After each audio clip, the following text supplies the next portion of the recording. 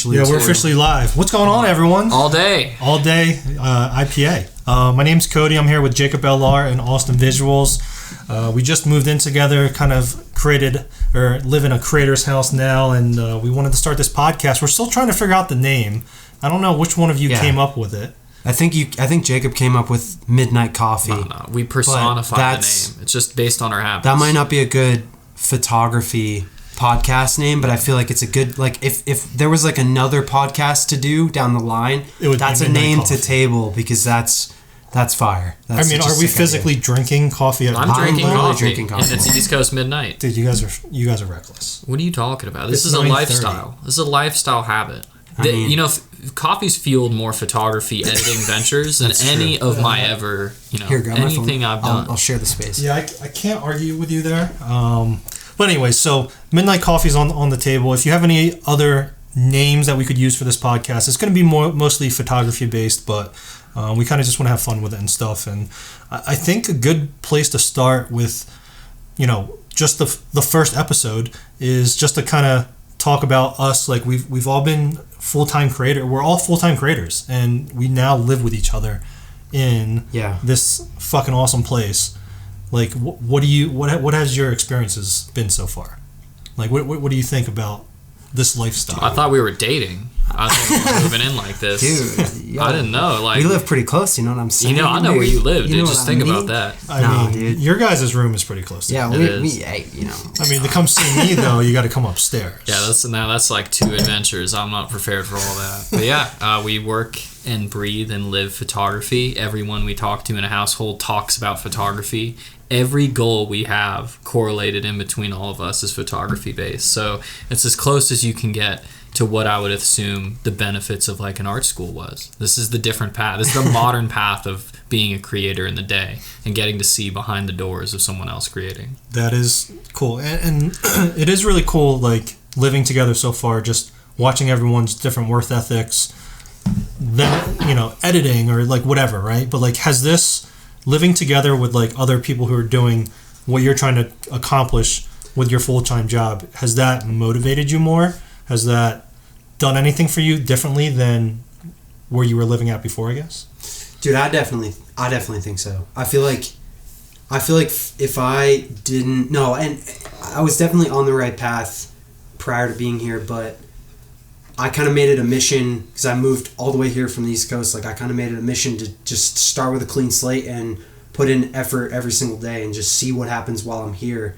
And but the problem with that is, like, I haven't had exposure before this to like what other creatives that have done work with bigger brands and clients. Like, I haven't seen what they do in person, and this is the first experience I get where I'm actually able to like ask on a daily basis, ask my friends advice about shit, and like get some real feedback about how I can approach, a brand or how I can build a business. I feel like for me, I've definitely, I think this is going to lead to me having the skills I need to carry this full-time thing forward, so that for me, that's been a huge thing, just like having access to people that understand the business more than I do, and to give me exposure to that stuff.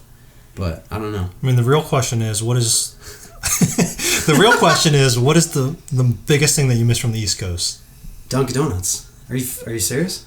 Definitely Dunks. I'm a Dunks and like good takeout food, because like, not that we have bad takeout in Salt Lake here, but like the like Italian takeout on the East Coast is better. Yeah, there's no question. Like, there's certain things you just can't get here, man. And like and coffee, the NPCs are better out Dunkin' there. Donuts. Yeah, they are.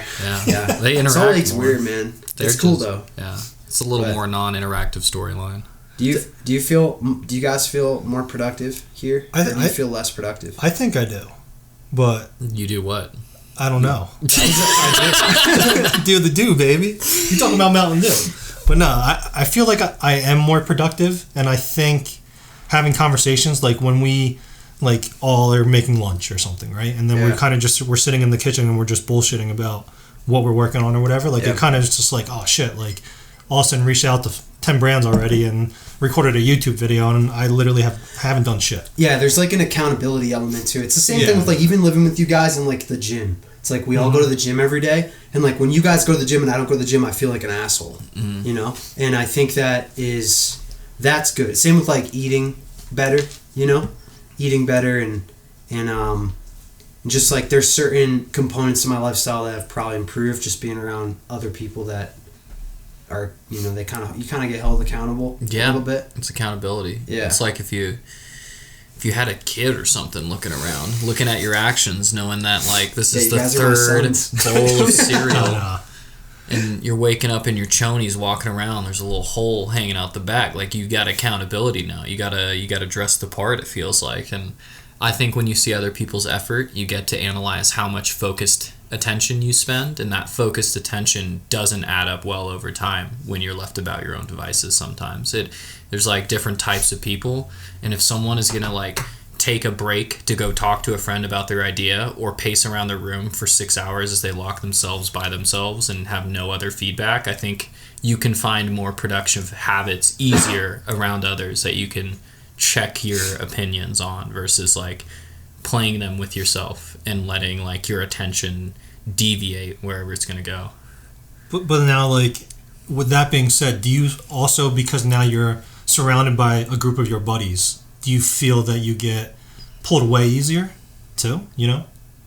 Yeah, my thing is like locking myself in my room for a good amount of the day is really important to me because like if I go up in the living room or something and like people are up there, it's like I'll just bullshit a whole day away. Yeah. You know? Yeah. And I found that that's been challenging a little bit. Just managing that like compulsion to hang out with the crowd, you know, because there's always people here, you know. I usually hang out with a laptop in hand and just fixes Yeah, everything because you want to do work and you're showing people what you're doing, so you hang out with a laptop in hand, something's gonna get done if it's everyone's topic. Like, for me, like if I need to be like secluded to like actually be productive. I think with me it's like I have days that are I have days that are, I've talked about this before, like I have days that are efficient where it's like I'll do 100 tasks that need to get done, and then I have days that are effective, and there's a difference. Like effective days are like I may get 2 things done, but those things might have been like big brain ideas, you know, like I thought through a problem that I needed to think through, or I planned something out that I know I can then be efficient at throughout the week, whatever it is. And I feel like when I need to do efficient things where I just need to get a bunch of shit done, I can't be around other people. But if I do like the effective stuff, a lot of times that shit's more like creative, and I can just like hang out with you guys and do that because it actually feeds off of like conversation and like being in a crowd. And you know, I think there's definitely a balance to kind of figure out. It's been hard though. If you had to shoot with people or edit with people, what would take the most benefit to your life? Shooting with people for sure. Even though I try to like branch off and do my own thing, I think shooting with people is better for me than editing with people. I think when I edit with people, I get really distracted and I just don't edit at all. Like, I don't know. I agree with that. I think looking back at like my photography career, shooting with certain people has opened my eyes to like compositions, like utilizing elements and like seeing a scene that I wouldn't have saw before. Like one good example, and it always sticks to my mind, like when I was living in SF, I was shooting with Marion, and I don't know how that motherfucker does it, but we'll literally be walking down like the most stupid scene ever, and then he's like, hold up. He'll snap like a photo, and then he'll post it the next day, and I'm just like, bro, what, like, how'd you do that? So, just being around those type of people, I think, really not only inspire you, but like they actually make you better.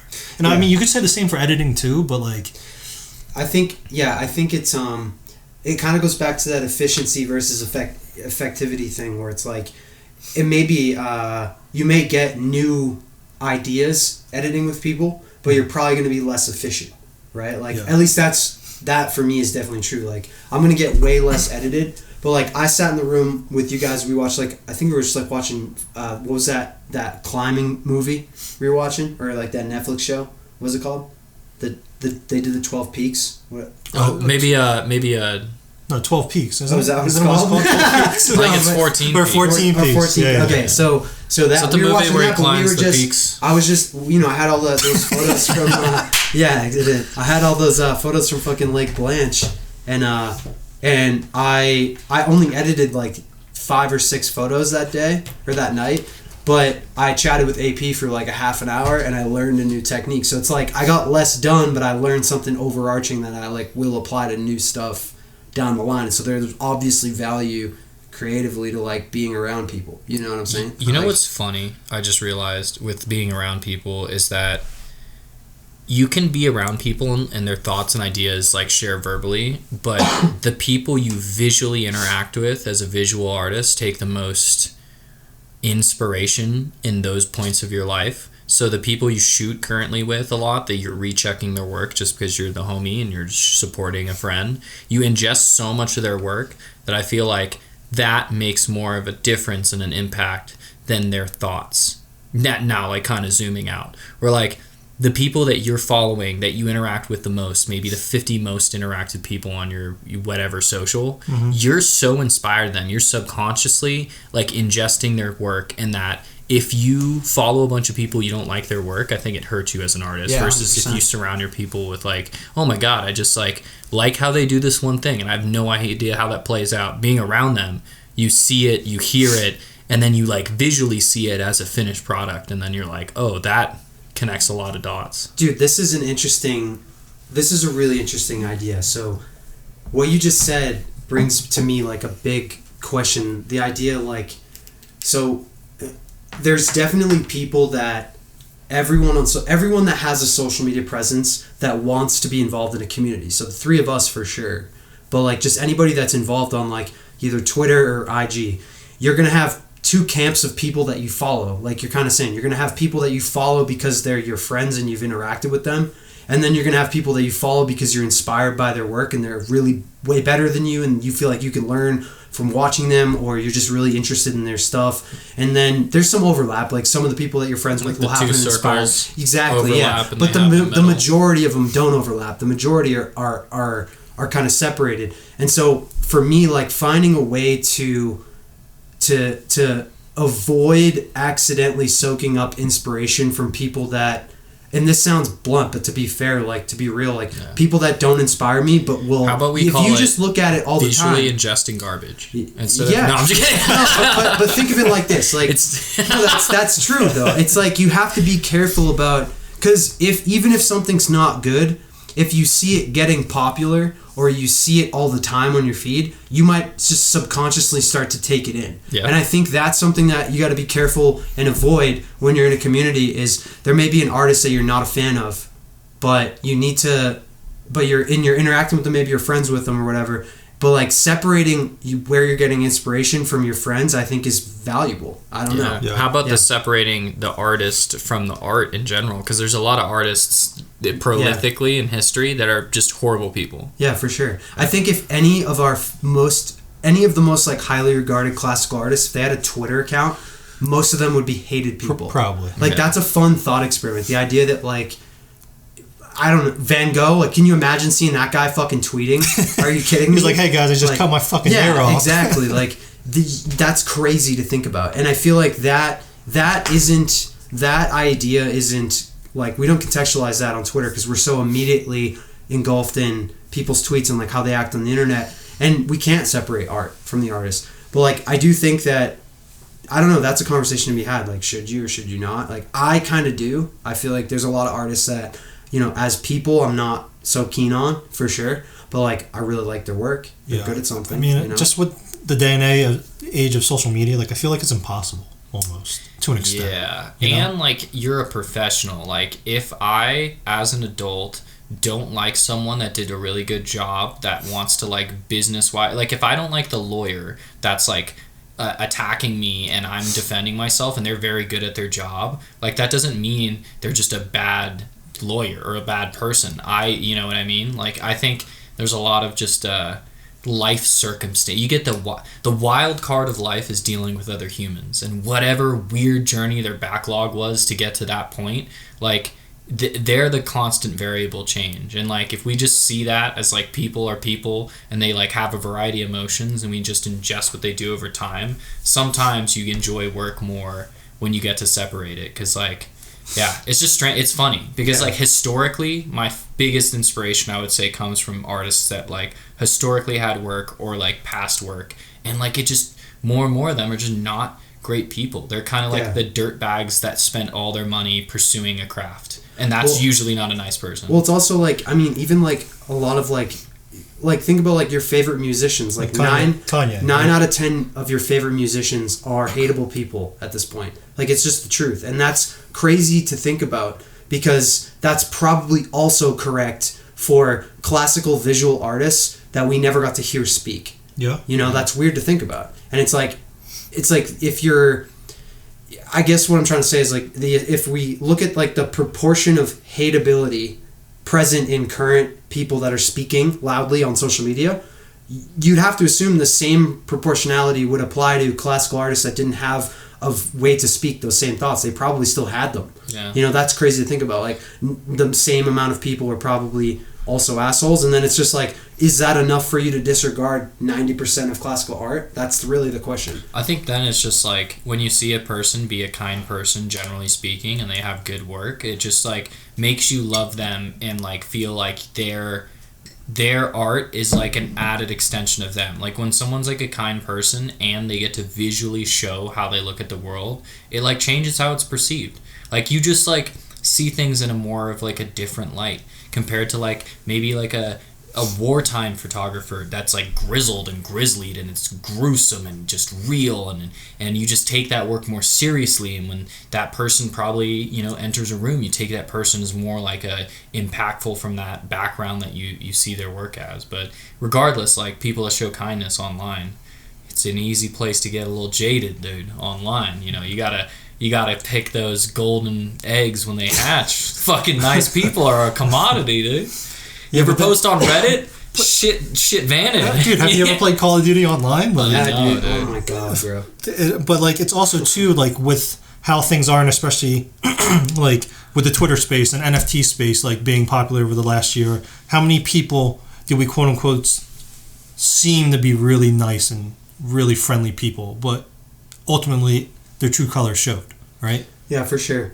Yeah, that's Yeah. definitely true. I mean, like, but then again, it all goes back to the question of like, I think contextualizing the art and like doesn't even matter at the end of the day. being like, I think it's in certain circumstances, I think it's okay to separate the art from the artist for sure, because I think there's a lot of really talented people that I hate as human beings, and it's frustrating because it's kind of like the don't meet your heroes concept too. It's the same kind of vibe. Like you might meet somebody you've seen in movies or on television or whatever, and that meeting disappoints you heavily because you find out they're actually a dick. And then the question after that interaction is, do you now hate their movies? It's like, probably not, you know, and if you really do, then they must have really done something crazy, and that's where context and trying, you know, everybody has their own internal scale, everybody has their own measuring system for shit like this, and it can't be so black and white. I think that's what I'm trying to say. It's got to be a little more nuanced. I guess it really depends too, because like using that, like thinking about it for like a sports side of things. Like as a little kid, you have your sports role model. Example, Like you see that person coming out of the locker room, like out of the stadium, and you're like, "Oh, Mr. Jones, can I have your autograph?" And he just fucking looks at you and just keeps walking. Right. And like, how many times have you heard like, "Fuck that guy," like, you know, I don't want to. You know, so yeah, but then the question always comes down to bitterness. It's like, are you saying fuck that guy because he's bad at what he does, or are you saying fuck that guy because he was mean to you? Because he can give you an autograph. Exactly. So that's what I'm saying is like it has flip of that in is those like situations it doesn't have anything to do with the art, and then the question just comes down to, from your own moral perspective, did what they do mean enough to you that you're going to disregard their talent? That's sort of what we're talking. What I'm getting. And at. I guess it also means, because going back to like Kanye, anytime I love Kanye West's music ever since he released his first CD. Yeah, I've been a huge fan. Recently, like hit or miss, right? Yeah. But I can't. Yo, shout out Kanye. I can't. No. You can't bring up Kanye's name without one person in the crowd being, "Yo, that guy's fucking crazy." Yeah, but then there's also the genius guy. Yeah. Yo, bro, you don't understand, bro. He's a creative guy. Oh, one of the guys that's always defending Kanye West. Yeah, but it's okay. That's like that's irrelevant of the artist. Do you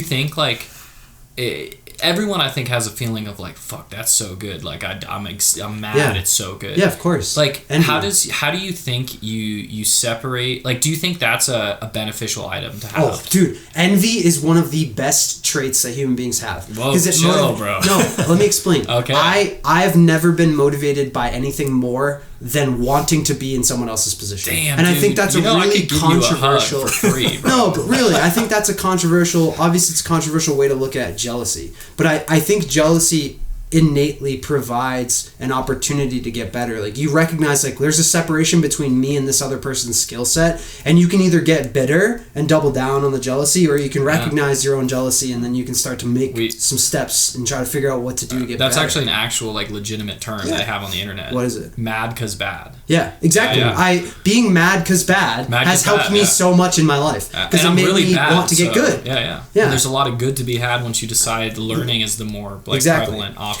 And the problem is a lot of people that are mad because bad are, instead of, they're not motivated to move forward with it. Like, they're not interested in actually closing the skill gap. They just want.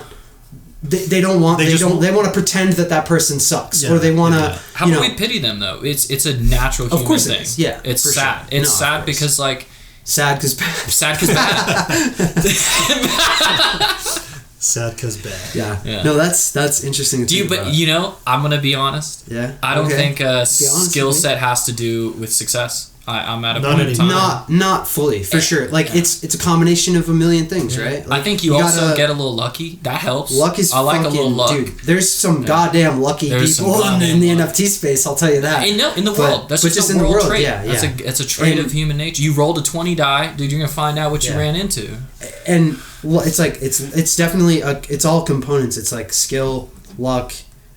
There's a tenacity element, right? You gotta have a little bit of work ethic and be able to just go through bullshit. Yep. You gotta be able to network with people, like some of that. Yeah, connections. Yeah. Like don't be just fucking weird. Learn how to just talk to people.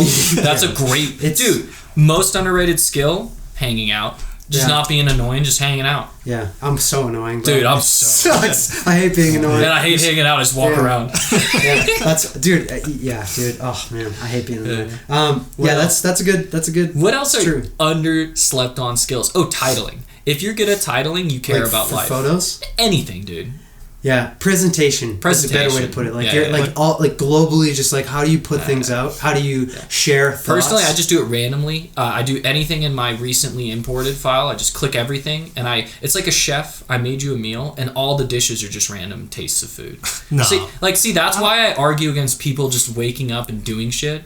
Like, plan out your meal. It depends on what it is. You get the little side of the dish, you get a little taste of the sauce, dude, and then you put it all together, and you realize you're just gorging food every day, and that's photography. And our goal is to get heart. You do a really good job at that, and I've always said that to you. Like, you plan it, like, there's cohesiveness within your post, within the post, if that makes sense. You want to know the secret? I'll tell you right now. Please. The sauce. No, you got to misspell stuff every once in a while. Is that how you get more comments? Yeah, because then they text me, yo, you misspelled something. Should have been a draft. Yeah, wait, can you comment that when they text me? So I need to do that more, because dude, you spell it way too good. Are you saying like plan your feed or like? I don't really care as much to plan my feed, but like, I'm the type of guy where I'll have the content. I'll edit a photo, then I'll post it tomorrow. Yeah. But then, like, I'm literally, like, for the caption, like, Iceland views, and I literally use views for, like, photo I took as a JPEG. Yeah, whatever, right? So, but like, I know there's an effect to it, like a small effect to making it better. Yeah. Because how many times have you actually posted something on social medias and like you come up with like such a good caption for that photo to where people just engage with it because of that caption? Photos I took, bro. Literally. I think that's a search algorithm thing for Twitter. But like, of course. Regardless, there's two components to this, right? Like there's you can play the social media game and figure out what works there, and then you can be thoughtful. And then there's overlap, right? But there's definitely like kind of two. I think there's utility tools and features that, when overused, diminish the art side. And I just think there's.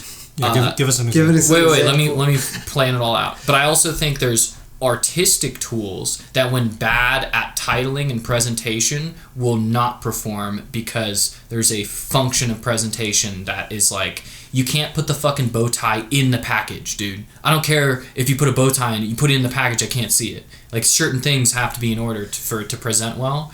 And like, I think there's nice tricks to social media that when you don't use them as pocket aces, they start looking like twos. Well, my other thing too with this whole with social media is what I don't like about social media regarding like presentation is it encourages people to polish turds. Mm. So like people Everything's are putting useful. out people game things like Twitter, right? They game like a Twitter set, for example. You can put up like a photo set or whatever. People will, and I've done it before. Like people, 100%. And people will game by using captions and presentation styles to make shitty photos appear interesting enough to retweet. But then what are they supposed to like? We've all been shitty at one point, right? Okay. So like, well, what I'm saying, can I follow up here? Because I think what I'm trying to say is what happens is those people don't get good. They don't get better. I get it, but it's also specific circumstances where, like, you know what's funny, actually? If you zoom out as a total, no one gets lucky continuously on accident. Ever. No one's just continuously lucky on accident and repetition. And, like, there's either tools that they've built to have that consistency, or whatever they do garners attention because they have interesting things they put out in a limited facet so that when they interact with the world interacts back. Yeah. And it's all bullshit, and then we should just not even make photos. We should get into finger painting. I mean... You know what I mean, dude? It's all art in the end. If we get to eat chicken fingers, I want to be abstract. With what? I'm just going to start taking photos of blurry foot shots and, maybe making onlyfeets.com. I think regardless of, like... I think regardless of what you create in the world, if you don't present it well, what's the point?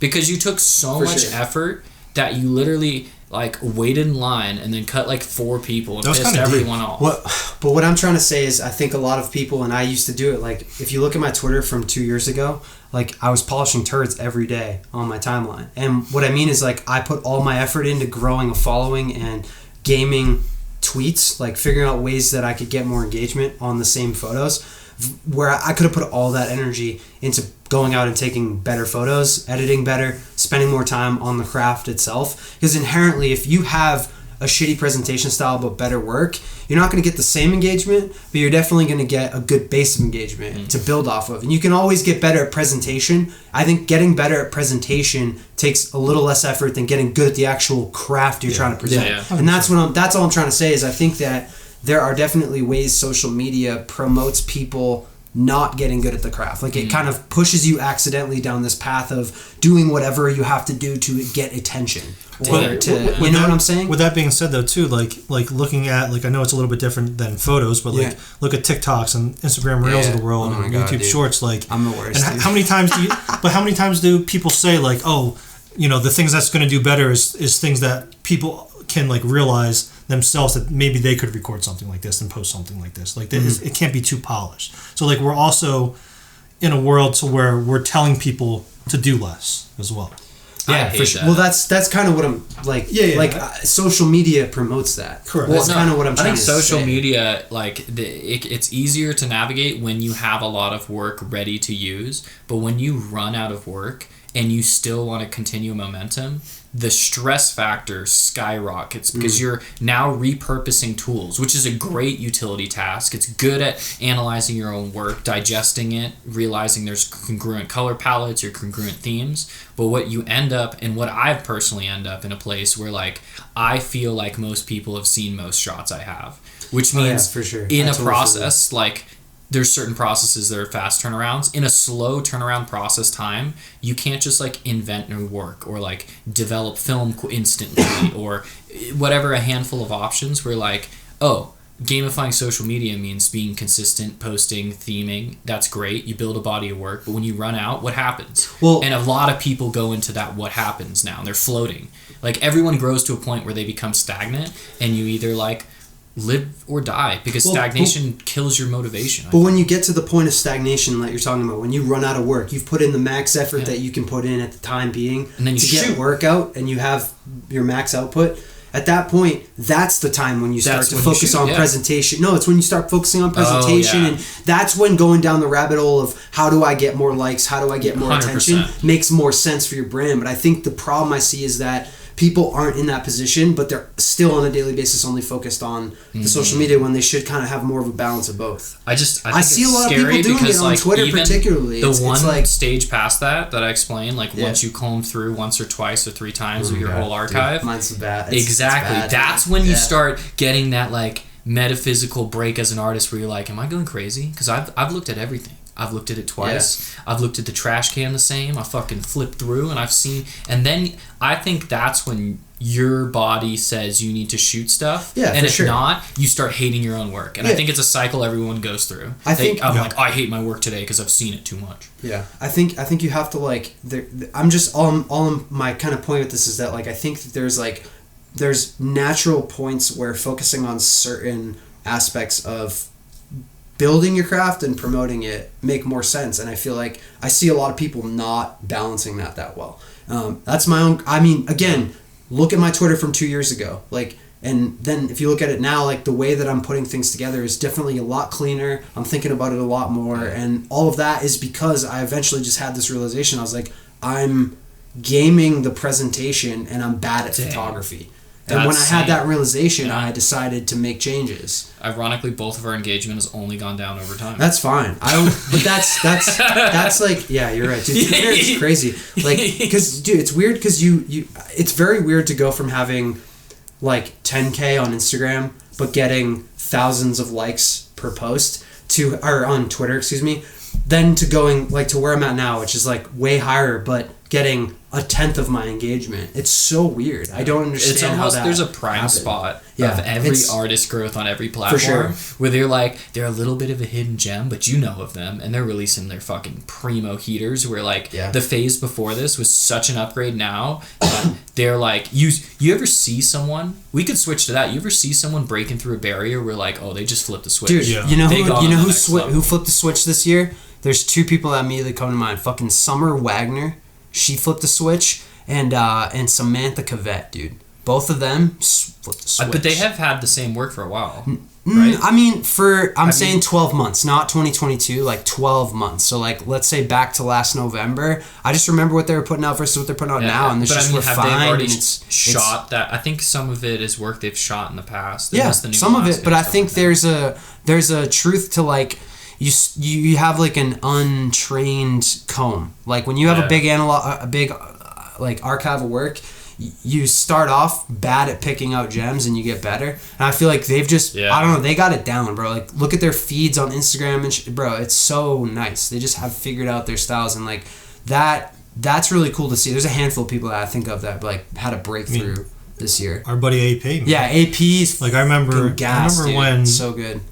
The first time I met AP was last fall with you, LR, and like he was doing really well for himself and growing on Instagram and stuff. But like, I maybe that was the time when we were just like. I found him like the 2 falls ago, I think. Yeah. Okay. Yeah. But it was just like I remember like I don't know who it was I was talking to about, but I was just like, yo, like AP and like another year is just gonna fucking go off, and he's done it. Yeah.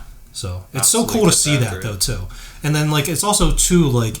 Looking back at yourself, like there's always that one time or the one photo you posted, like, and I could go straight to what it was for me. But like, what is it? Yeah, what is it? So for me, it's when you have to verbally describe it. When I moved out from the East Coast, I lived on the East Coast my whole life, and then I moved out to SF. All I wanted to do was travel. So every weekend, I would get off of work at 5 on Friday. I would travel and drive somewhere and just take photos every day during the weekend for like a year straight. And I went to the Valley of Fire for the first time, and that's actually one of my super rare pieces. I took that photo with the streaks of the cars going through. Oh yeah. And that's like sick. I've tried that before in the past, and I could just never. It just didn't work. Yeah. And it was literally that was the first shot I took, and I was like, yo, I'm good now. But like, I remember posting that, editing that. That was kind of my step. You know what? That might have been the first time I've seen your photos, actually. Probably. Yeah. Yeah, because like sick. Yeah. I wasn't that big. I'm trying to think. I might have had like 10K on like Instagram at the time. And when'd you do your trip? It was like during the summer. That's when I found out. Yeah. Just because I knew who you're going hanging out with. Yeah. And that I don't know. Like ever since that point in that photo, I just thought like looking back at it even too, like all my edits were just slightly better, and like my compositions were a little bit better, and it was just like that was. How did you do that though? Because like a lot of us are still trash. Well, no, but I'm actually curious. Like, how did you? Do you think it was just a gradual subconscious improvement, or do you think you had a point? Because for me, it was conscious. It was like I looked at my feed one day. I looked at my media tab, and I was like, "Dude, I'm not good at this." And then I just buckled down and spent like a month or two like hardcore edit mode to figure out what I was just doing too much of, too little of. Is there a time that you had a conscious realization like that? Well, I think that was kind of it too, because like, but the how I got to that point was I was literally shooting every weekend. Like I was shooting at least 500 to like 2,000 photos every weekend, and traveling to somewhere new. Like so I was taking so many photos. I was editing all week, and then just recycling that pattern for a year straight. Damn. I started out shooting way more than I edited, and I think that made me bad. It just makes you good at the camera. Made you good at the camera. But then you're not photoing. Just a little photo. But it makes you an operator, not like a practitioner of a craft. And I wish I ingested more social media earlier, because I grabbed a photo from the video day, like from the video base, where I just wanted to make YouTube videos and then consume video content. But like I was taking photos, and I took photos for probably 2 years without posting them. Oh, wow. And then I didn't know anything about photography because I was in a little echo chamber by myself, posting only horizontal photos, because horizontal is when the camera is level for video. Right. You never turn the camera vertical. Why would you ever? Why would you ever do that? Yeah. Unless it's a portrait, because that's why they call it portrait mode. That's what I thought.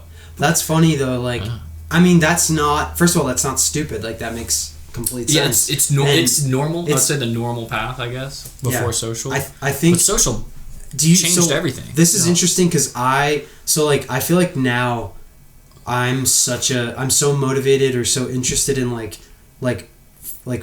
classic fine art photography, and like I've done the deep dive into these artists from like the Ansel Adams landscape crew, and then like Stephen Shore style work. Like I've gone down all these rabbit holes, but I started with social media. So you started off socials with a video background. I started with I broke my ankle skateboarding in college. I had a camera because I did video for like skating, but I didn't know what I was doing. It was just like I had a camera, and I just remember seeing on Instagram Nat Geo reposted a photographer's Milky Way shot, and it was with like a Rebel T3, and it was like a T3i, and I owned a T3, and I was like, if they can do that with the camera I own, like maybe I can do that. And that was literally how I started shooting photography. So it started immediately. I just started following photographers on Instagram, all landscape people, and it was and mostly like Nat Geo people.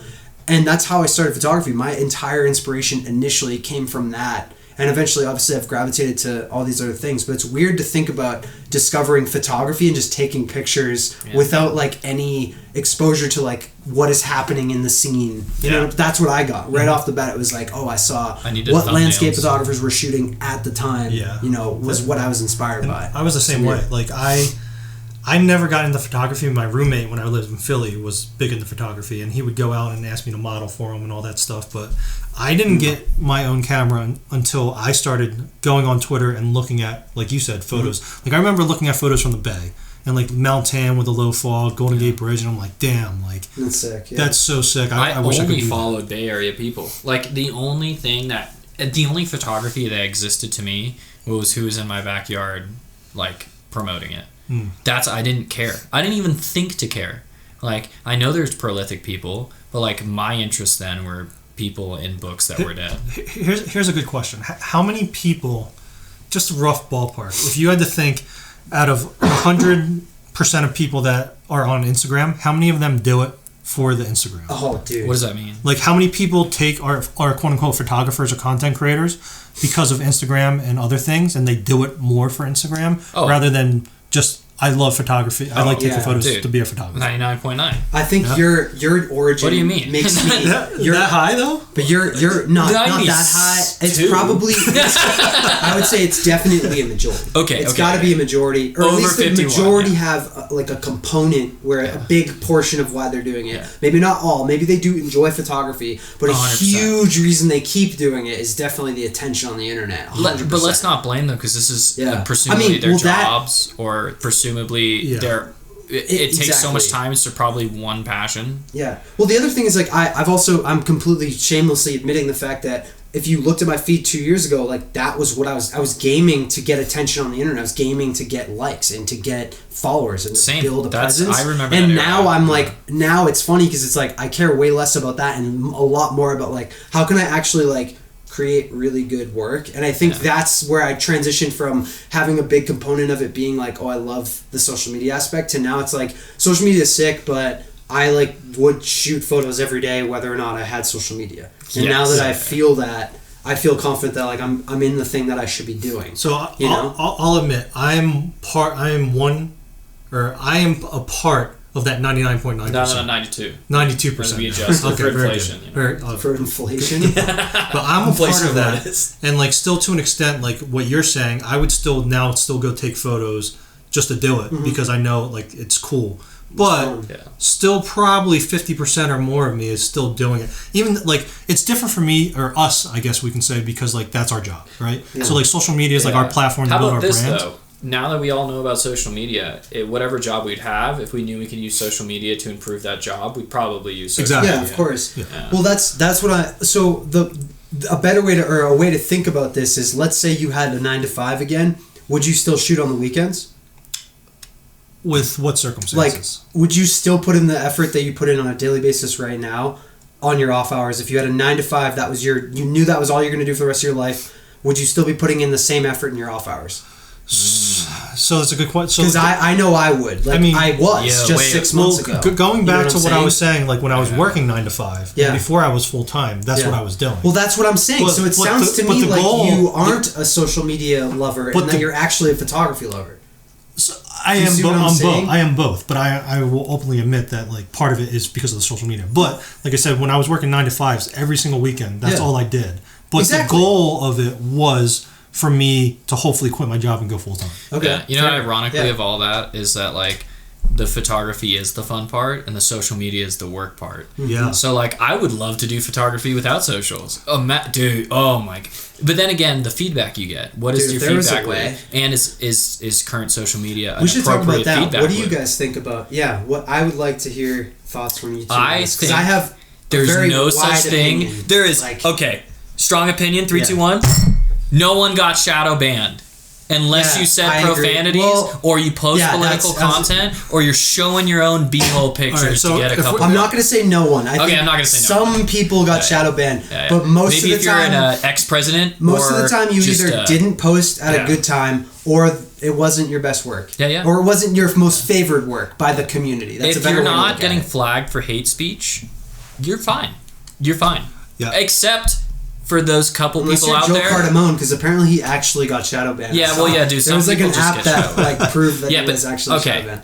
Twitter people that are advertising, I guarantee if you posted like 10 links a day off Twitter links, bro, you look like a bot. Let me just say that. Yeah. It's no one's fault. I've said this in the past, and like, you know, we've all gone through our struggles, but I feel no matter what social media platform you're on, if you're struggling, that's on you. And I think shadow banning is just the easy way out. I didn't think this at first because I had I had hurt feelings, and that was going to hurt my feelings. And if I accepted that reality, I was okay. I could feel okay being bad because my excuse is that the world hated me and my art. And once you break that allure, you realize, oh my gosh, I'm just bad regardless. And the world hates me because of me. No, but like it's funny that now that this information, this feedback loop is not perfect, it is indicative of you showcasing work, and you can measure it to an extent. With a grain of salt, you can use this as a measuring device for certain things to get feedback on your work. Not perfect. Yeah, it's definitely. I think it's objective in the sense that inside your community, it's an accurate measurement of the community members' decision on how your work is. Like, so if your community primarily, you know, if your work is favored in your community, it will get better engagement than it would typically. And if it's not as favored in your community, your local follower community, it will get less engagement. And that is true. So that to me means objectivity, and it means that primarily you're the driver of your performance. But there's circumstances like, yes, there is algorithmic changes all the time, and that's definitely true. And there's definitely very rare cases where posts just don't get visibility. That's very true. But for the most part, on a day-to-day basis, if you're not seeing results, then yes, it's your performance yourself. It's you doing something wrong. But it also doesn't have to be your outward performance. Internal app performance, if you just like a bunch of dog memes in the middle of the night and you've liked now you went on a spree right here. You were loving like corgis. You liked 30 dog memes. Now I'm not a gypsy or a forecaster of the future, but I can guarantee you're going to see dog memes for the next 2 to 3 months on your feed, and it's because your interest bled over, and instead of your front position being your art and photography or whatever your medium is, you deviate it to all your micro interests you have as a person. And that's where I think that single interaction messes up more people's social media than any other congruent thing other than their work or them. Like, if you want to double down and take it seriously, you can't just like use this as like an open way to surf the internet. This is for your art, and you craft it for it, and you've posted a banger photo yesterday. You're not going to post a selfie with your grandma unless it's like her special 100th birthday. You know, definitely true. I think you have to for sure you need to separate like business interests from like personal interests, and that's one thing. That's a lesson I learned in the last couple of years, where like I've started to very carefully separate like what I'm posting on my professional accounts and like personal accounts, and that's a good exercise I think for everyone. Being safer with stories. I think people can really people can get fired over stories. You're being stupid. I post some reckless stuff, so sometimes reckless stuff. But I feel like also too, to an extent, like people want to see that as well. Well, right? You don't want to be your personality, right? Yeah, you don't want to be stale. You want to be a real person. Yeah. Name someone who's stale, so we don't have to be like them. Can you name them directly? No, I'm just kidding. I have people in mind. That's the funny thing is I have so many people that come up in my head. But I'm also brutal. So. Are you gonna tell us off mic?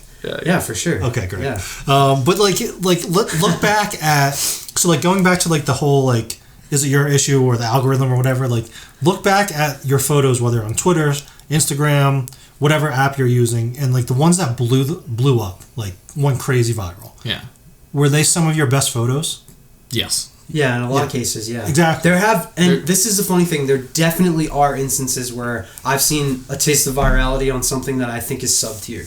Compared to my other work. Oh, completely. And that's where I think recognizing that algorithm and luck can play into your visibility heavily. But I think on a day-to-day basis, it's mainly the work you're posting. It's mainly dictated by how good whatever you were sharing. And if you don't believe that, repost your best shot every 3 months, and it'll always do better. Now if you really like, you're on one and you need to check yourself as an artist, go make an account, don't tell your friends, and go post your work. And if it naturally starts to build momentum over time, you don't need to feel self-conscious. Like you just don't, because you've garnered people to stop in their day no matter what they're doing and look at your photos. And I think that's one of the goals as an artist. Dude, it's funny. I actually literally you did that. You did that, and I did that, but you really did that. What did I do? Like, so I had, so in college, I had another Instagram account that I grew to like 5K, but I definitely, a lot of it was just like people I knew and shit, right? Yeah. Now I have passed that on Instagram, which I still have a small account. I only have like 6K, but I passed that old account in like under 2 years, I want to say, maybe a year and a half. And that's all from me just focusing solely on the work and getting better, and the work got much stronger, and now people want to show love on the work. And so I naturally grew a following, and that to me helped me realize like, okay, I'm figuring this shit out. Like I don't need to rely on being friends with everybody to get likes. Like I can get likes whether or not people know me. Dude, that's a game. And let me finish. Let me finish, because it comes back to you. Dude, you built a brand new account in like a year or 2 years or whatever it was with just your film work, and it absolutely blew the fuck up. And for me, if that doesn't tell you that you figured something out, I don't know what the fuck will. You know what I'm saying? Yeah. So I was gonna say, it's a fluke. Like you literally you built an account that passed another account, and you've built it to like 60K or something ridiculous. A fluke. And you get the best engagement I've ever seen on any Instagram account, dumb by far. Like literally silly amounts of likes, silly amounts of engagement. And it's all organic. Still gotta starve to death for these photos. But hey, it's a rigged game. But what I'm saying is like to me that should feel, you should be able to feel like, okay, my identity did not have anything to do with this. My relationships in the community had nothing to do with this. I built this because I'm good at photography. That's what you should feel. And I'm starting to feel that same thing too, because I started over. And I think that experiment is really good for some artists who are struggling with, am I good or am I just popular? Yeah. But then I think that's, to play devil's advocate then like, and I'm not saying you haven't earned your original account, right? At Jacob LR. It's fucking dead. Dude. But like, so like he's killed it on this, and like, and I'm sure he's implemented some of the strategy he used on the film account on his old account. So where is the difference? You know what I'm saying? Yeah. And to be honest, the old account finally moves again when I put in, and now this is gonna sound crazy, but I can't put in mids. I have to put in concentrated effort. It's bullshit. To revive your account, you decided you didn't want to be on the internet for 6 months. Guess what? Everyone that's in that category, you're restarting. Welcome, you restarted. It doesn't even matter if you have 100K. You're gonna get like 16 likes, and it's gonna be your grandma is gonna be one of them. So it's funny where like when I restarted understanding social medias from the base, and that changes it completely. But like when I had my account for the last 4 years, the main one, I don't know what the hell I'm doing day to day. I learned over 4 to 5 years on what to do with that, and it is so many random ideas on like this chalkboard that like it doesn't look appealing as like the segmented, planned out other one. And that other channel wasn't even a fresh start. It was a remake of a real estate channel once I looked back like way long time ago with like a handful of archived posts and a dormant feed. So it almost didn't make sense. And the only thing that changed throughout my whole process that I couldn't figure out is being consistent from day to day and having an organized theme and plan. And that, I don't know why I couldn't figure that out beforehand. Well, nobody wants, like, that's the thing. That's a shitty answer. It's like building anything. Like nobody wants to put the time and effort into it. Dude, it's all effort. Yeah. Like you can be good at actually anything. Like you're not. Okay, here's the thing. Like everybody, in my opinion, probably has like a max potential with everything they try. But if you do actually try every day, you can hit your max potential. You just have to try. You have to do it every day or whatever consistency is required. So for photography, for building an Instagram, maybe your max following is going to cap out. Maybe there's some carrying capacity at 100K or 200K, but you can get to that number if you just do the work every day. That's what it is. It's building a business. Same thing. It's like maybe you can only handle a 6-figure business and no more. Maybe that's all you can handle, but you can get to that 6-figure business if you try, but you're not going to get to it without trying. Like that's the thing is I think that I do think that people, like I'm learning this myself. Like I feel like I'm becoming more consistent in all the avenues of my life, and it does snowball with each other. You get good at one thing and you get comfortable doing something in a rhythm in one thing. It applies to everything else a little easier. You get more consistent across the board, and you see incremental improvements on a daily basis. You see whether it's a follower count or you go to the gym and you get more in shape, you can do more cardio, you can lift more weight, or you can stretch 3 more inches a year, like whatever the hell it is. I'll take that one. Yeah, damn, I know, dude. I need to flex, but like anything is essentially achievable to some extent. Like you can get somewhat good at anything. Anybody can do anything. You could fly right now if you're listening to this. You could hypothetically speaking. Hypothetically speaking, you could fly. It could be today. But realistically saying it, it's like, what's the worst part about being on social? It's like when you mentally restart and you're like, okay, I'm bad now. I need to improve. You like restart a lot of effort. Like to mentally be okay being like, well, this project wasn't my best. I just spent the last 30 hours on it. That kills your soul a little bit over time. And if you don't get positive feedback every once in a while, it's really hard for people to like have no community, have no friends that are interested in it. And that's why I think like community becomes essential part of it. But I just think, to make you not quit, to have friends to look like, oh, I had a hard time too today. Yeah. But I think one thing I will say on that is I think people try to find that community in like the numbers and stuff. And I think the best place that I found it is like, I don't give a fuck about building a following. Like I am glad I have it. That's great. But now I'm like, the thing that's making me better is like having friends that are better than me. Yeah. Like, so actually finding community members that have skill sets that you admire. Like for me, that's the real community, is like people that you can learn about the craft from. And I think that's a better place to focus your energy if you're budding, you're growing, right? Like, yeah. I don't know. Do you think being a big community can make you worse? Because it yeah, sure well, makes a positive if you're feedback. doing something shitty, you're getting reinforced. Oh, my so God, like yeah. that's one of the issues that I dealt with 2 years ago. Is again like all these tactics I was using on social media to grow, and it was working. And so I assumed like, oh, it's my photography. It must be, that's what's good. And it's like, well, that might be a part of it. I'm getting better at this thing, but I'm definitely not where I need to be. And once I realized that and I started focusing my energy on that, I actually got better. I actually got good. Versus like just being good at presenting. Again, it's the same thing. It's like you have a following, you can get lost in that. You can, you could grow a big head about it, or you could even I don't know. Just it reinforces like if you have if you're not doing good work, but people are giving it attention, you think it's good work. But it's also too like for me growing through my photography career, at no point did I think I was bad. I did. I thought. Dude, I think I'm bad did still. so many times. I literally think I'm bad. There's times where like we've talked about this. There's times where you look at your grid and you're like, damn, I'm really good at this. And then there's times you look at your grid and you're like, damn, I really suck at this. Yeah. But there was no time where I thought that I was really bad. Dude, like even when I first picked up that's a personality trait. Because that's a confidence thing. Okay, yeah, that's a confidence. Because I've been bad at everything I've done. But like obviously looking back at my photos from 2 years ago, like they're fucking horrendous. Well, that's interesting because like I think there's an advantage in a mindset like that because 100%. you're not like I sometimes the way that I hate my work gets to be so intense that it's crippling. Like it gets to the point where it's like I'm not editing for a week because I fucking hate my photography. Like it gets to the point where I like despise my own work, and when I get into ruts like that, it definitely reduces the amount of improvement I'm making during that time period because I'm not putting in any effort. I'm like, fuck this, you know? And that, if I had a bit of confidence on that side, like the way that you're talking, like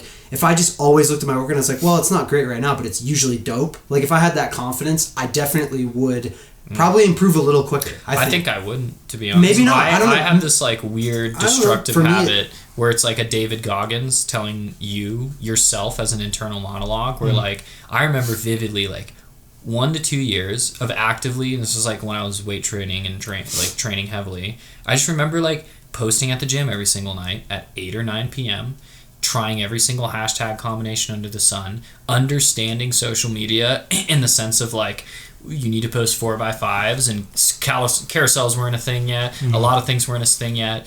And like I couldn't figure out the photo side with a visual aesthetic that matched, and I didn't hate the photography. I like low-key hated what I was doing. I like hate you ever not be good at something, you kind of hate yourself a little bit? Yeah, but like you do that all the time, you're hating yourself a lot, and that negative feedback loop, instead of like say like, oh, I'm gonna get better, I'm gonna improve, or like, oh shit, my work is good, I hated it so much and wanted to do it. Like you said, it was a motivator to be like, how am I still Yeah, eventually. So there's like a cycle that I go through. It's like I like my work enough to where I want to post it and continue improving it.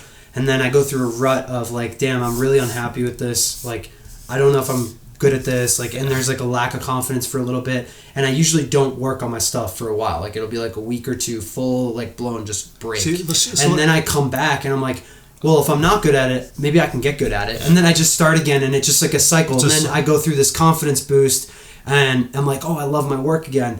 And then the rut happens, and then I go through it again and again. So, like, I go through that, too, to where, like, sometimes, like, I'll edit, like, 10 photos, and I'll be like, damn, I only like 2 of them. But, like, I'll still continue it. And maybe it is what you guys were saying, like, a confidence or, like, a personality trait or something. Because, like, I've been shooting now, I don't know, maybe 4 years, I guess, or so. But I've never... Even when I was shooting every single week, like no matter what, I never went through a period to where like I got burnt out. Burnt out? I never get burnt out. But I hear so many people say that. Like, oh, I'm so burnt out, I need to take a break. Maybe I do. Yeah, get I frustrated with socials and missing that's literally clouds. what it is. No, it's like I've almost crashed my car being so angry at missing a sunset. I remember a week of good sunsets in the Bay where I was like literally going to quit my job because I was like, it's had 3 back-to-back low fog, bridge height, Golden Gate, like deck level fog with burns 3 days in a row. It continued for a week straight. I watch the cams every day. I wake up and go to sleep.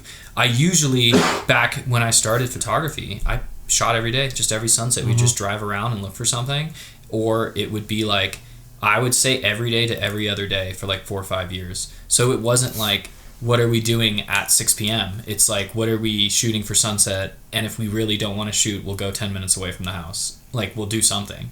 So, like, I think people get burnt out from, like, repetition. I think it's social media for me. Yeah. Like, so Yeah. I've never gotten, now that I think about it, I've never gotten burnt out with photography. I might stop doing it because I'm having that rut that I'm talking about. That's like a But phase, though. that's a different thing. Like, that's not burnout because I'm still an active person. I'm doing everything else completely to the same level. So it has nothing to do with like a burnout. I get burnt out with like social media. Like, I'll just one day I'll wake up and be like, "Fuck, I gotta do this all over again. I gotta post." Because I mean, dude, every morning deal this, deal every with this morning crap, we wake like- up and we're sitting on the couch drinking coffee and For we're just 3 sitting there hours. for fucking 3 hours Yeah. because we have.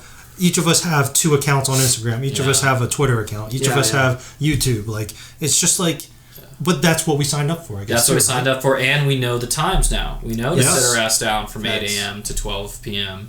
Because, like, what is that to us back in the day? No, dude, I'm going to post it when I post it. It's Yeah, like, it's no, dude, I'm definitely- taking every step I can to make sure that this path is not worth the effort, because it's worth it regardless, but, like, this... Like, you ever spend so much time on something that doesn't get seen, and you're not even mad at It's like the every item? day for me, bro. Yeah, but you're not mad at your photos anymore. No. You're like, dude, this is like a thing. And like, that separation takes years. Like, you don't know that when you start. You just think the world hates me. No, that's a good point. Yeah. Like, when you first start with photography and because it's kind of 2 and 2 at this point, like you're shooting and posting, Yeah. And so like when you get bad interactions or bad feedback on social media, you apply it to your photography, and it's really hard to break that away and separate the two and remind yourself like there's a million factors that go into engagement. Like, yes, a big part of it is how good the work is, but sometimes like you're not going to get the reaction you expected, and that's okay. Like, that's a big acceptance that you just have to deal with. Law of averages, I guess. Oh, right? yeah. Well, Yeah, it's also exactly. like, it's like, this is an image. This doesn't have to mean anything to anyone else. You had a specific moment that you captured this, and because you had a happy or sad moment in that day, or your family member passed away or said congratulations in a way that changed your life, that doesn't affect anyone else. And like, just because you hiked really far to get a photo, if it's buns, it's buns. Like, Oh my god, don't even get me started about that shit. dude, buns? No, or keep going. photos? No, the people that like they'll tweet like, No. It took me 12 hours to get this photo, and it's like, cool. Like, what does that have to do with the photo? Like, Well, it took 12 hours. They wrote it on it. But I mean, is that a part of like the storytelling aspect of things? No. That, like, Difficulty matters to me. I'll be controversial. I mean, as Why not? as a Dude, I'll landscape- Davis advocate I did. anything. I understand why you say that, and I really sincerely do.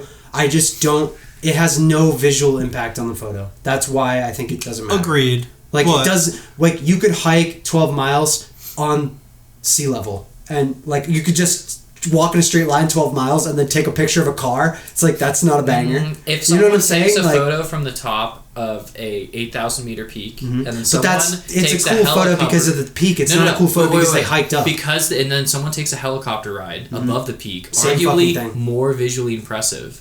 The perspective from the peak tells a different story of the venture. I agree, but well, yes, exactly. So the photo is different. Yeah. So you agree with me, but what I'm saying is, like, Dang it, if I have to, hold on. dude. No, but let me explain. So let's say that you can hike up a mountain and you take a composition, and there just so happens to also be a helicopter ride that you can take that gets you the very, very same, like, inch by inch composition. To me, they're literally the same photo, and it doesn't matter how you got there. That means Instagram only has like 25 photos to you.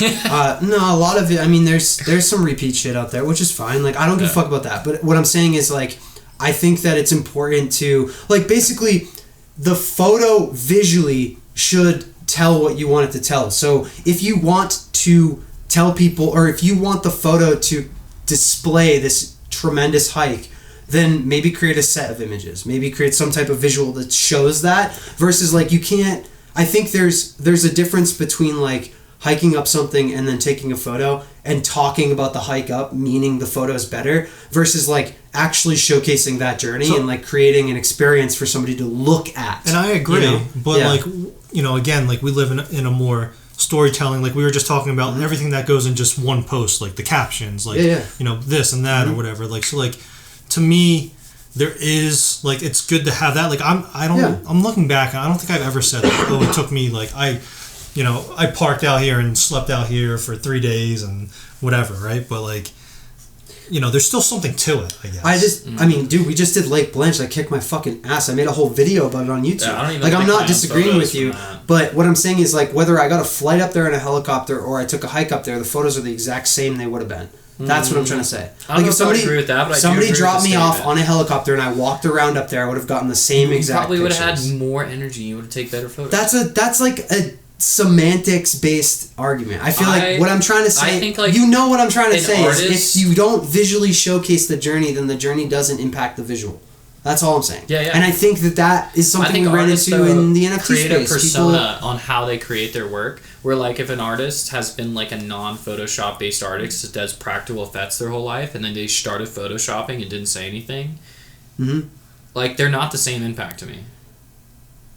Yeah, I understand what you're saying, but I think that's because you have knowledge of the back Yes, of the, but the like, if you artist's don't visual understand it's journey- being photoshopped, then to you it's going to have the same visual impact or a better one. Yeah. So that's my point is at the end of the day, like what we're talking about is the end product is a photo. And what are you showing through the photo? If it's just the scene, how you got there didn't matter to you. Or didn't matter visually, is what I should say. Maybe it mattered to you, sorry. It mattered to you, but it didn't matter Do you for think it impacting the matters photo. in the story as a total of that If you were going to project? create some type, if you're creating an article, sure. No, just as a photo project, do you think it impacts the story as a narrative? If you're going to include images of the journey up, sure, yeah. But if you're just showing a scene at the top of a mountain, then talking about that's context, which is fine. But again, context is good. Like, I love when I pick up a photo book and I see that there's a monologue written, like there's words written about photos, because it gives you context. It's fun to listen to and to read. But what I'm saying is, it doesn't impact the visual, and that's what I've seen a lot of people arguing that it does. I'm like, no, it literally has no difference. Like, it has nothing to do with I it. agree with that, but part of me thinks the persona of the person visually makes you ingest things differently when they look at their work. What does that mean? Like, Drift is a perfect example where I've seen other rooftoping photos before. Like, I know rooftoppers, like, I've been on rooftops. I could go to the same rooftop as Drift. But when I see a Drift photo, I think of his journey as an artist. That adds to the narrative, that continues that if I was standing there, I'm less of a profile target because he's been caught doing this task before and suffers greater penalties, so the thrill of it gets improved and the visual experience improves because of that knowledge for me. So what I'm trying to say is, like, the value of his photo is directly impacted by the context of a situation, right? But the visual impact of the photo there's no bearing, the context has no bearing on that. Meaning, like, the photo would still give me vertigo whether or not he got arrested for doing what he was doing. Do you see what I'm saying? Yeah, Yes, I just think it emotionally affects me when I see a hit because the story is continuous and he's checking off things that Just are like difficult talking all the like how we time. were talking about like Kanye earlier, right? To an extent, Yeah. I guess. Or like with Kanye, like, because of his past, because I've liked him in the past, I root for him to do good decisions now compared to being a consumer that's just like, wow, he's saying weird things, I don't agree with that. And then I can just be like, no, this is part of an ongoing story arc. This is part of a history. I want to see this narrative play. I guess I'm not communicating. No. what I'm trying to So say. let me cut you off. So I 100% understand what you're saying, and we I feel agree. like I but do we're as just well. we're just like There's emotional adding. impact. Yeah. But no, what you're saying, I 100% agree with. To where if Jacob hiked up this mountain and I literally sat in my car and threw my drone drove up or something. Oh, yeah, okay, yeah. In terms of just the visual aspect of the photo, Yeah. like, I get it, yeah. And again, I understand there's going to be a literal difference between a drone and a standing photo. But I mean, like, for the sake of theory, if you could take the same photo with a drone as you could with a person walking up, then visually it doesn't display any difference. And that's what I'm trying to say. I just think it emotionally Yes, and provokes that's things fine. that But are different. my concern is, like, as a person who values like what can be shown just through the image. Like, one of the things that I try to Do one you of the think things we that all visually ingest same things out of No. a similar photo? Definitely not. No, definitely not. That's But that's what why I'm I arguing think- is, like, for me, like, when I post my photos, for example, one of the reasons why I stopped adding so much context, I don't write threads as much as I used to. It's because, like, I just, like, want to provide the experience through the one frame that I put up or whatever it is. So, like, if you look at my captions on Instagram, for example, it's like, it's the place and the date. So it's like the only context I'm providing you is where it was and when I took it, pretty much, and that's really it. Like occasionally I might say like, what's your favorite out of this? But I'm not saying like, I drove to this neighborhood, walked around for 35 minutes, and then I found this comp in someone's backyard. Like, it's not that. It's just, here's a photo I took in this town on this date. Yes. And that's for me. Now I'm even digesting this. Because I know you as a person, and I've looked at your art before and after knowing you as a person, now I feel like I'll visually ingest it differently because I know you as a human, where I will literally go and look for things now knowing how you go out and shoot homes, thinking, oh, what would it be like if the family came home or opened up the door or do something like that, which visually does not cue if I didn't know you as a person. Yeah. And that's the only reason where I think like humans have an added like mystery element where like emotional impact is not a visual cue for everyone. I think emotional impact can be like a memory tie-in to a visual subject that can differ from people to people. I think people can have traumatic experiences with items that, or colors or music, that their whole intake of the source is changed because of their life experiences. I agree, and I think that's the only way I see it. I get what you're saying, and my whole point was that like when we're talking purely about the visual, then we have to separate the visual from the context. And for me, what I see when I see people, say like, I have this photo and then I also have this journey, and they talk about the journey getting up to the photo, for example, or the process of getting the photo, whatever it is. It then becomes not a photo, but a multimedia piece for me. It's like, it's not just a photo anymore. It's now this whole thing. That's the social media world that we live in. Well, no, but that's also the art world. Like if you go to a museum, for example, a lot of times if you look at printed photographs on the wall and you read the captions, they're going to talk a lot about their process. They're going to talk a lot about the point of the work. Like those are things that are contextualizing visuals, and that's really valuable. But when it comes down to it, bare bones, like I'm more interested in just a visual. Like I don't care about words as much, and that's why I'm placing so much emphasis on this concept of separating the visual from the journey. Socials aren't built like that, where they provide visuals at the same time. Well, there's a person I'll show you guys after this, but there's a homie that I know, my friend David Locher. I've shot with him a couple times on the East Coast, and he doesn't caption his photos. All he does is post them. So he just leaves it blank. He just puts the photo up. I think it's the most interesting thing ever. Well, it's very cool. It's just no one does that. It's a play on this idea that we always have to provide that info. I kind of like the idea of not feeling pinned into that. But it's also like I can't remember their names, but like who's the dude who painted the thing on his back on the ceiling? Yeah. That's as epic. Michelangelo. Yeah. That's as epic as it is because he's literally painted on his back on a ceiling. Yeah, of course. It makes it cooler. Yeah, I get what you're saying. But for me, it's like you could, whether he, like my take as somebody who primarily cares about a visual, if I was given awesome visual. Wait, is it one visual or multiple? Just one. Oh, okay. If I got given two separate experiences where I walked into that chapel and had to look up and understand the fact that somebody painted like that, or that same thing was printed on a big canvas on the wall, the visual experience is literally the same to me. That's your own take that I don't think people on average would agree with, but it's totally fine to have. No, that's fine. I've always been that way. Like when I look at books, for example, that's like a very books, analytically minded person, and I think that's very unique. My background is STEM. I just don't think these people are cold shells of humans. I think the way they look up in a church makes it look grander and more yos. Yeah, no, I'm not saying that let me back up. The experience is definitely different. Like, so if I see something flat on a wall and I have to look up, there's a literal difference in the experience. Obviously, like I'm going to be like, oh, this is interesting. Like, of course. So but it's kind of like it's kind of like color grading clips. If you color grade two clips differently, like there's going to be a difference in experience. Okay. So like that's the way I'm looking at it. But I'm saying like the contents of the photo itself are good whether they're on the wall or they're on the ceiling, and that's what makes it good. Bare bones. It's not the experience of looking up that makes it good.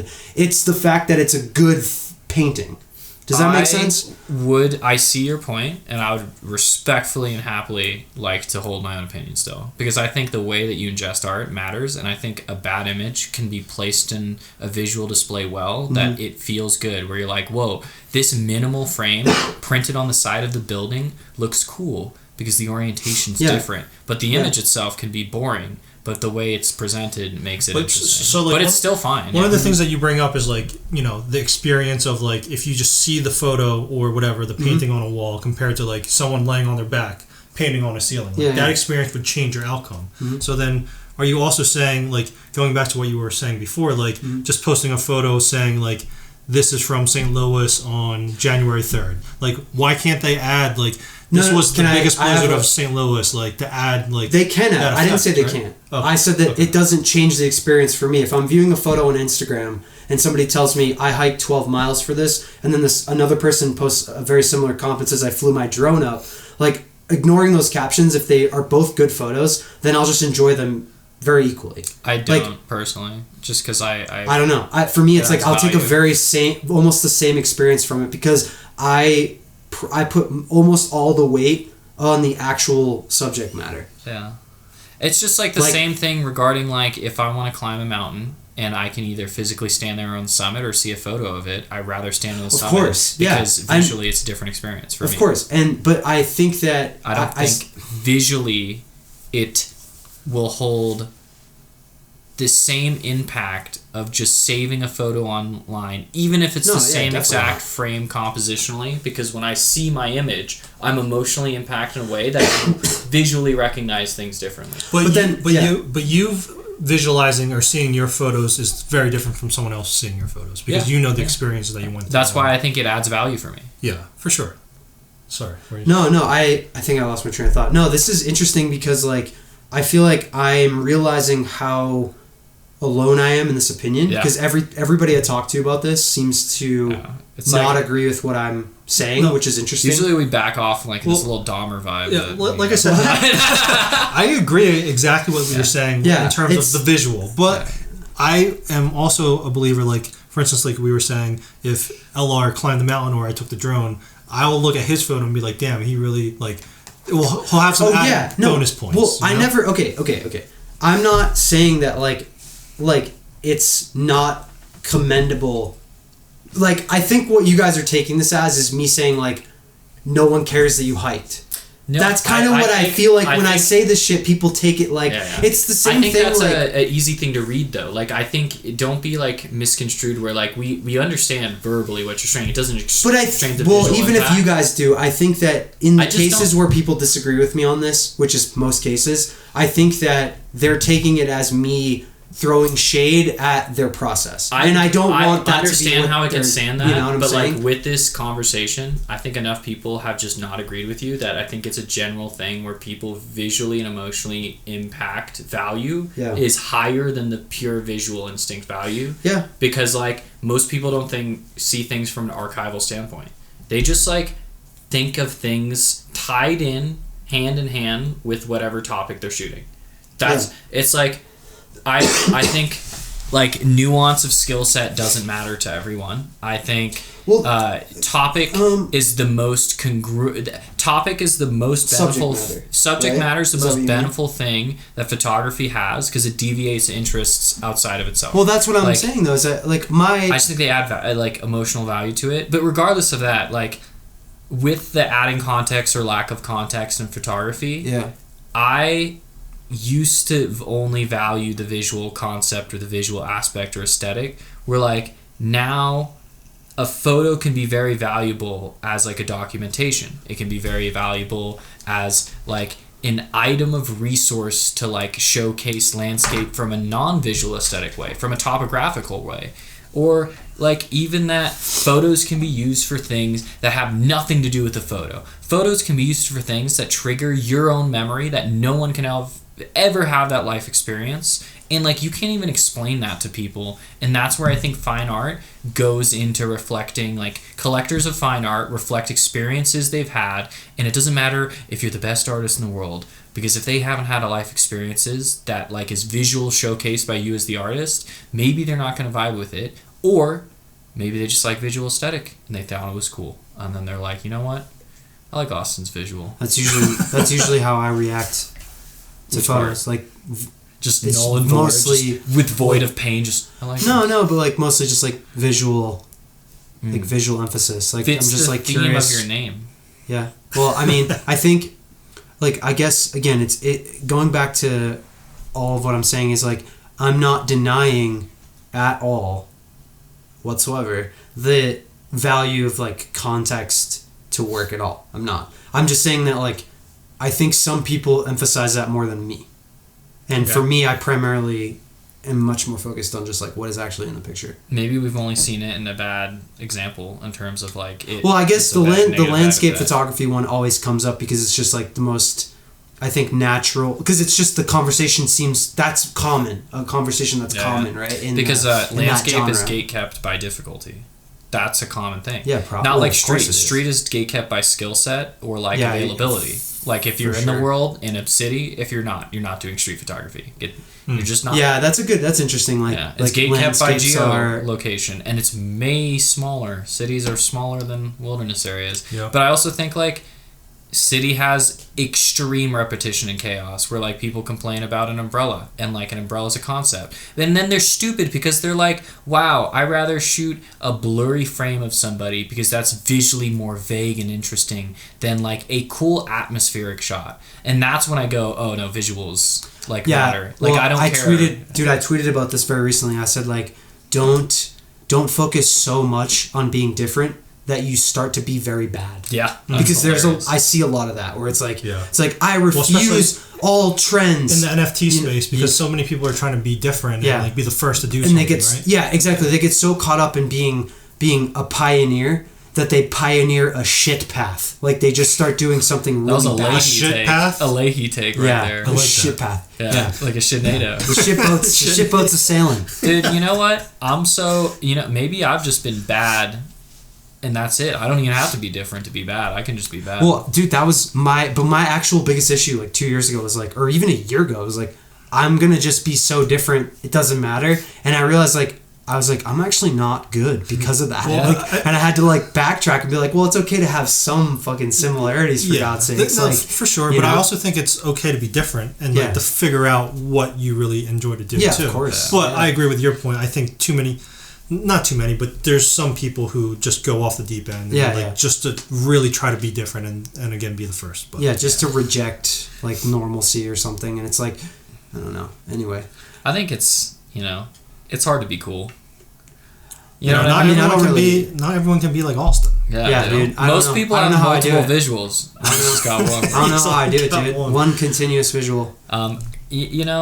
With socials and everything, like, I don't think any of us would be even close to our dreams like this without it. So pretty grateful for sure. regardless. Like, it just showcases the rest of the world. So you're not just like asking your mom what photo she hangs up on the Exactly. fridge every day. You know But what I mean? and it's also too like socials have played a big part in everyone's lives. Like Yeah. we are living in a house together because we all met through social media. Yeah, no, we made on the internet, dude. I just thought you were a cool dude. Oh, I thanks, just want to bro. meet you on the internet and live with you. Oh, This you know what? This was a good This was pretty Yeah. good. Yeah. How long have we been doing this? I don't know. We've been going for a while, so maybe this is a good checkpoint to try, kind of cut it off. But Yeah, that's good. everyone who listened, thank you for listening. We're gonna start hosting and trying to do at least one of these a week, maybe more. And trying to do different things like interviews, continuing having conversations like this. Just throughout photography, social media, whatever. Right. Real deal podcasting. The real deal podcasting. Here we go. We're we have a mic. Like We have 3 official. mics. We use one of them. Yeah. Yeah, we do. But no, this was cool. Again, thanks everyone for joining in. Talk to you again soon. See you in episode 2. It's been real. Say bye. Bye. Next, we discuss how Nikon shouldn't be used. Yeah, Follow us next time. Oof. I'm so going. Anything else you want to add to that? This Something podcast has controversial? been spoken. This podcast has been sponsored by Cody Conk. All of these ideas reflect Cody Conk as an individual. All right, we're cutting it. Yeah.